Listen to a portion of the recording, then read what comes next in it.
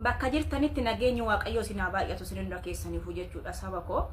Egaa maatiin koo miidiyaa kanarratti isin baay'inaan jedhanii jiranii garuu mooyyuu rakkoon saba kooti miidiyaa kanarraa na balleessuu hin dandeenye miras taruu hin dandeenye yeroo ammaa kana dallaalonni haalli Beerut keessa jirtu oduma arganu ijoollee teenya Itoophiyaa irraa fidanii kara Beerutitti geggeessaa jiru akkasumas mooyyuu dallaalonni Dubaay kana keessa Itoophiyaa irraa kara Dubaay ijoollee fidanii ji'a lama ji'a sadi biiroo keessatti shamsanii san booda kara Beeruti kara ibiddaatti ergaa jiran jechuudha. Maaloo ijoollee waraqata qabdan waan kanarratti xiyyeeffadhaa. Nuti kafiila jala jirraa araba jala jirraa deemnee nama tokko qaqqabuu hin dandeenyu furmaata tokkollee kennuu hin dandeenyu jechuudha. Maaloo warroonni waraqata qabdan waan kana baatirraa dubbadhaa. Akkamitti odoo waraanni jiru odoo ibidda akkanatti jiru kan achi jiruyyuu akkatti galu abee karatti deemu keessa abee akkamitti ijoollee miidiyaa hin beeyne ijoollee waa tokko hin beeyne silkii hin qaban waa tokko hin qaban kinu ijoolleen tun achitti rakkachaa jiru jechuudha. Kan achi jiru akkamitti baafachaa jirra akkamitti baafannaa jenneetoo miidiyaa kanarraa boonye garuu isin immoo birrii ajettanii ilmoo namaa fuutanii kara ibiddaa gurguraa jirtu jechuudha dallaaloon. Sijjammar dallaalota Itoophiyaa ta'e dallaalota Dubaay kana keessa ta'e isin leebroota hattoota jechuudha ilma namaa gurgurtanii dhiiga namaa lubbuu namaa gurgurtaniiti warra maallaqa nyaatatu jirtu sun hundi keessanuu jechuudha. Baatanii akka ilma namaatti hojjettanii birrii boru'umtu jettanii lubbuu namaa gurgurtanii lubbuu namaa irratti taphachaa jirtan. Maaloo rabbi sodaattanii akkamitti har'a kan achi jiruufuu sagalee taanee lammiin keenya garan akkamitti nu dachaa jennee nu halkanii guyyaa irriba amnee cinqamaa jirra jechuudha. Garuu isin immooyyuu ijoollee fuutanii kara Beeruutti kan ergitan kaayyoon keessan maaliif ibiddatti gubuudha moo hojjisiisuuf ijoolleen tun akka hojjettee jijjiiramtuuf immoo akka duutuuf mee kana deebinaa deebisaa.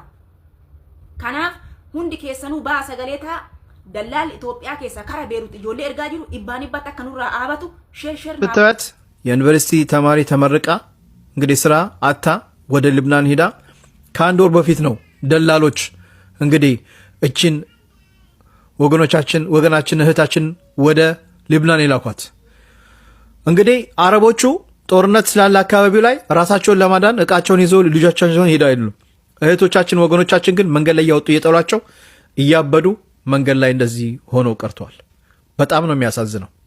በጣም እነዚህ ደላሎች እነዚህ ኤጀንሲዎች አሳፋሪዎች ናቸው። ዛሬ አካባቢ ላይ ኢትዮጵያን እህት ወንድሞቻችን ወገኖቻችን እዛ ቦታ ላይ ይገኛሉ። ድምጽ ሆኖልን እያሉ ነው። በጣም ግን ላይ ነው ያላችሁ ከዛው ቪዲዮ kana dhaggeeffatanii jirtu anis waan akkana kana hojjechaa jira wanta deemaa jiru kun nama dhibaa jechuudha. Ashama harka fuune kabajamtootaaf daawwattoota hordoftoota keenya nageenyi koo kan jaalalaa fi kabajaa bakkaa fi lafa jirtan isiniif haa baay'atu. Anis obboleettiin keessan bakkaa fi lafan jirutti waaqayyoof galannaa ga'uu nagaa fayyaa gooteedha. Egaa ka warroonni mana kanaaf haarawaa taatan maatii keenya ta'uun dagatina warroonni duraan wajjin turtan like tuquun dagatinaa isiniin jecha akkuma wajjin argaa jirru jechuudha. Haalli amma jireenyi irra jiru jireenya ulfaataa keessa jirra. Haalli nuti irra jirru hara ulfaataa keessa jira osiniin jedhu magaalaa biyya Beeruutii namni wallaaltanii jirtanii jechuudha. Beeruutiin ka haalli amma irra jirtu baay'ee haala sodaachisaa fi haala baay'ee yaaddessaa keessa jirti. Garuu haa ta'uti warroota achi keessa jiran karaalee isaan ittiin nu ba'an suqaa fala barbaadaa jirra. Asiifachi raankoofna yeroo rafnee barii arginu maal dhageenya har'a jenna ijoollee oollaan irratti sodhe mee har'a akkamti lafti kusinii bariitee akkam maaltu jira wanti haarofti jenna halkan giddii ribni biraan fudhataa jechuudha. Garuu haa ta'uti warroonni Itoophiyaa jechuudha dallaalonni biyya keessaa dallaalonni Itoophiyaa irraa sammuun isaanii ni hojjeta. Sammuun isaanii sirrii jira likkii jira. Yaani ofii isaaniitti jireenya lafarraa hojjetatanii jiraachuu wallaalanii nama gurguratanii jiraachuun lubbuu namaa gurguratanii jiraachuun isaanii bu'aa qaba. Dhiinni namaa kun ittiin iyyuu bubbooru. Har'a Beeruutiin ofiifuu ibidda keessa jirti. Gubaa keessa jirti. Ofiifuu haala kanaan jirti. Akkamitti namni odoo kana argu ibidda kanatti nama erga. Osoo ilaalaa jiru ibidda akkanaa kana keessatti akkamitti nama erga. Du'i deemi du'i. Jedhee akkamitti namni nama erga dhugaa rabbii dubbachuudhaaf xiqqishuma isaaniitillee akkamitti miirri namummaa itti dhagahamuu dide. Isheen tun obboleettii naa ta'uu dandeechi haadha naa ta'uu dandeechi jedhanii hin dursu. Shamarri bakka biyya keenyaaf qallaalii salphaa taate jechuudha. Biyya ormaatti gurgurachuutu caale jechuudha. Deemii du'ii jechuutu caale jechuudha. Har'a bakka biyya san erguu jechuun deemii du'ii si awwaallaa awwaalchallee argatani. Du'aan isaan awwaalchallee echana walitti argatu. Namachi keechatu awwaalaan jiran isaan kan ofii isaaniitiifuu kinoo akkanatti silaa hadha duuna boru duuna jedhanii kinoo akkanatti kirkiru. Ani kan na dhibe bari namni akkamitti xiqqishumallee yoo ta'e itti dhagahamuu dida. Xiqqishumallee yoo ta'e akkanatti silaa yoo ilaalani akkatti nama sodaachisa. Ofiifuu warra achi keessa jiraniyyuu karaan cufamee karaan ittiin ba'an dhabanii galgalaa ganama sagalee nu ta'a jedhanii boo'u.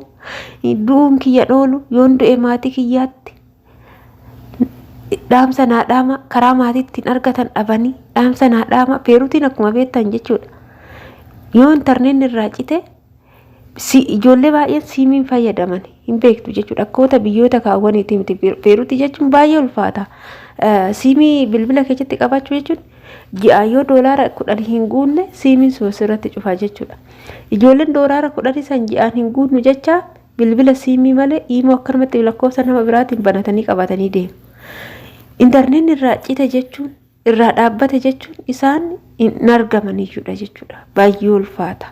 Yeroon amma keessa jiru keessattuu warroonni amma fakkeenya baay'een isaanii warroonni kafiila jala jiran warroonni madaamii harka jiranii madaamii faana gara madaamiitti baqatteetti gara barrii gara baadiyyaa minaaminatti bakka lolli kun xiqqooshii hin jirretti warroonni baqatan jiru. Warroonni garuu badanii ala hojjetanii waraqata hin qabne kan kireeffatanii jiraatanii gara itti deeman wallaalanii jaanja'aa jiru jechuudha. Dhugaa dubbachuudhaaf. Kanaafi biyya akkanaa kana keessatti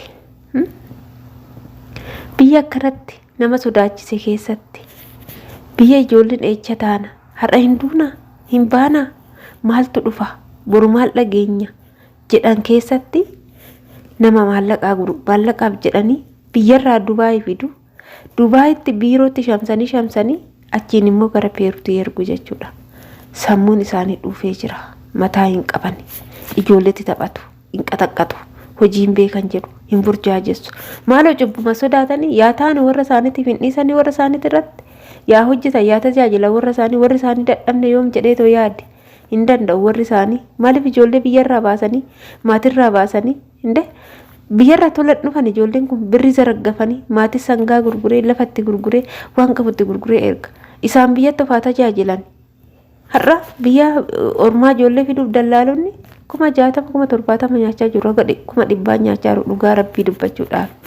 Mee bu'aan ijoolleen kun asis dhufanii akkanatti saqaayya'uuf caalamu maallaqa saniin hojii dandeettiin isaanii danda'u akka hojjetatanii jiraatan gorsuun hin dorsu dhugaa rabbii dubbachuudhaaf yoo hin taane ta'e jechuudha. Akkasis hin jedha kabajamtoota kiyya waaqayyo bichaan hin beeku maal akkan jedhus hin beeku akkamtis akkan hiikus hin beeku. Waaqayyo bichaan ijoollee teenya ibidda sanitti hin kennin dallaalota biyyaallee waaqayyo waan hojii isaanii haa kennuuf jecha warroonni dhageettii qabdan warroonni sagalee ta'uu dandeessan iyyaa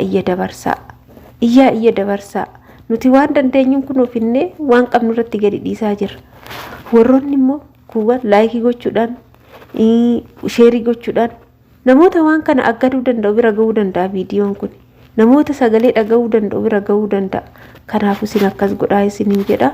Ani viidiyoo kun asumarraa nan goolafa. Yoon balleessa dhiifama naa godhaa jecha turtii gaarii baay'ee.